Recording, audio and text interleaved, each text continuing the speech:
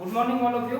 ગયા વિડીયોમાં આપણે સ્ટોર રિટેલિંગને વાત કરી હતી કે સ્ટોર રિટેલિંગમાં કોનો સમાવેશ થાય છે અને કઈ રીતનું છે, અને આમાં આટલા ઉદાહરણો આપ્યા હતા. હવે આ વિડીયોમાં આપણે જોઈશું નોન સ્ટોર રિટેલિંગ, કે જેમાં સ્ટોરની જરૂર નથી અને ડાયરેક્ટ સીધું વેચાણ થાય છે. તો એવા કયા પ્રકારના વેપારીઓ છે કે જે ડાયરેક્ટ નોન સ્ટોર રિટેલરથી જોડાયેલા છે. તો પહેલા જ આપણે વાત કરીએ સીધું વેચાણથી.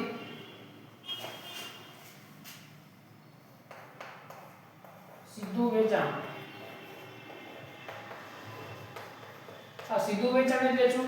તો પહેલા આપણે એ સમજી લઈએ કે જ્યારે કોઈ પ્રોડક્ટ બને છે તો એ પ્રોડક્ટ જે તે કંપનીમાં બને, એના પછી એ પ્રોડક્ટ હોલસેલર પાસે આવે ને એના પછી એ પ્રોડક્ટ ગ્રાહક રિટેલર પાસે આવે ને પછી ગ્રાહક પાસે જાય. પણ હવે જ્યારે સીધું વેચાણમાં કેવું હોય છે, હોલસેલર અને રિટેલર આ બંનેની કોઈ ભૂમિકા હોતી નથી. એ ડાયરેક્ટ જે પ્રોડક્ટ બની છે ત્યાંથી ડાયરેક્ટ સેલ્સમેન દ્વારા ડાયરેક્ટ ગ્રાહક સાથે સીધો સંપર્ક કરે છે અને એને વેચાણ કરે છે. તો આને સીધું વેચાણ કહેવાય.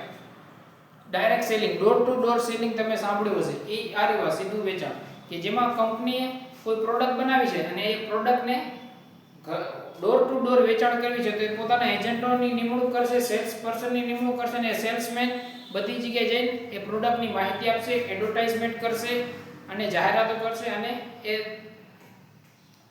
વસ્તુઓનું વેચાણ કરશે. આને સીધું વેચાણ કહેવાય છે. બીજો નોન સ્ટોર, આમાં સ્ટોરની જરૂર પડતી નથી. મેઇન મુદ્દો આપણે શું છે કે આપણે ભણીએ છીએ નોન સ્ટોર રિટેલિંગ. સીધું વેચાણમાં સ્ટોરની જરૂર પડતી નથી.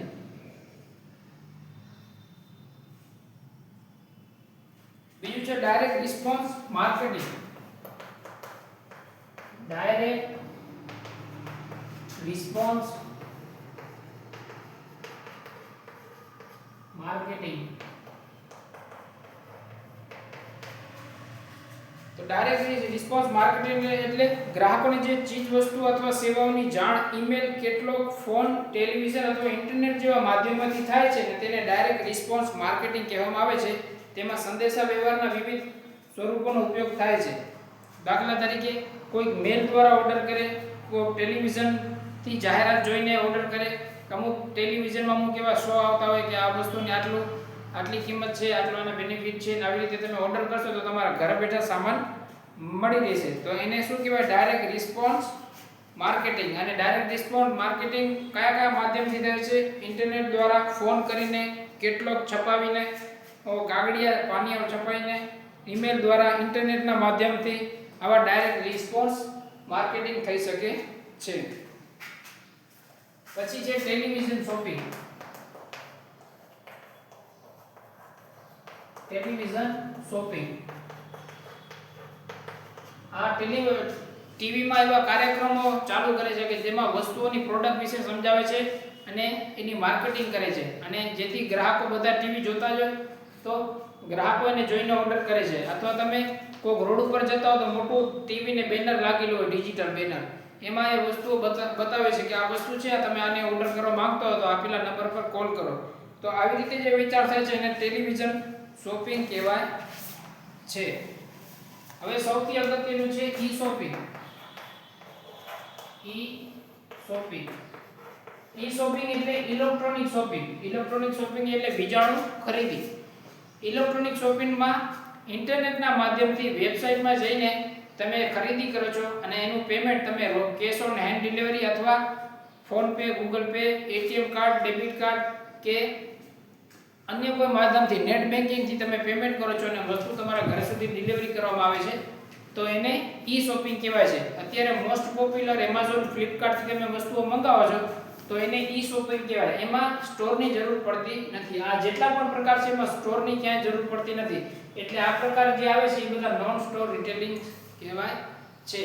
એમાં e shopping, Amazon, Flipkart, Meesho, Shopsy આ બધા ઈ શોપિંગના માધ્યમો છે જેમાં ઇન્ટરનેટની મદદથી આપણે ઈ શોપિંગ કરીએ છીએ અને બિલની ચૂકવણી કરીએ છીએ. ડાયરેક્ટ ઘરે બેઠા જ સામાન મળી જાય છે. પછી છે ટેલિમાર્કેટિંગ.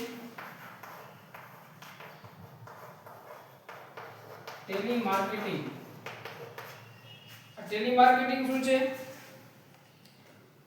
કે એવો સંદેશ વ્યવહાર જેમાં ફોનનો ઉપયોગ કરીને સંભવિત ગ્રાહકોને ચીજ વસ્તુઓ તેમજ સેવાઓની માહિતી આપવામાં આવે છે અને કંપનીના કર્મચારી ગ્રાહકોને તેમની અનુકૂળતા મુજબ ટેલિફોન ઉપર સંપર્ક કરે છે અને મોટા ભાગની કંપનીઓ ગ્રાહકો તેમને સંપર્ક કરી શકે છે માટે ટોલ ફ્રી નંબર પૂરો પાડે છે. દાખલા તરીકે ક્રેડિટ કાર્ડનું વેચાણ કરતી બેંકો, ટ્યુશન ક્લાસીસ, પ્રવાસનું આયોજન કરતી કંપનીઓ વગેરે. તો હવે આમાં શું ટેલિમાર્કેટિંગમાં કેવી રીતે એ લોકો માર્કેટ કરે? ક્રેડિટ કાર્ડ વાળાને કાર્ડ વેચવું હોય અથવા લાઈફ ઇન્સ્યોરન્સ વાળાને પોતાનું ઇન્સ્યોરન્સ વેચવું હોય છે. LIC કંપની છે, બીજી બધી ICICI ઘણી કંપની છે, એને પોતાનું ઇન્સ્યોરન્સ વેચવું છે. એ પણ એક જાતનો બિઝનેસ જ કરે છે. અને પછી પ્રવાસના એજન્ટો પણ પોતાના પ્રવાસની માર્કેટિંગ કરવા માટે ગ્રાહકને સંપર્ક કરે છે કે આ ટૂર ઉપર જવું હોય તો આટલું ભાડું થશે. તો આ લોકો ગ્રાહકને કેવી રીતે સંપર્કમાં લે છે? ટેલિમાર્કેટિંગ કરીને, કોલ કરીને, ગ્રાહકને ફોન કરીને. તો આવી રીતે આટલા બધા નોન સ્ટોર રિટેલિંગ ચાલે છે. તો આમાં કોઈ ભૌતિક સ્ટોરની જરૂર પડતી નથી. તો આ બધાને શું કહેવાય? નોન સ્ટોર રિટેલિંગ કહેવાય. જેમાં આપણે ભણી ગયા સીધું વેચાણ, જે ડાયરેક્ટ કંપની થ્રુ એના એજન્ટો મારફતે વેચાણ કરવામાં આવે છે. પછી direct response marketing, television shopping, e shopping અને ટેલિમાર્કેટિંગ. આ બધા નોન સ્ટોર રિટેલિંગના રિટેલરો છે. અસ્તુ.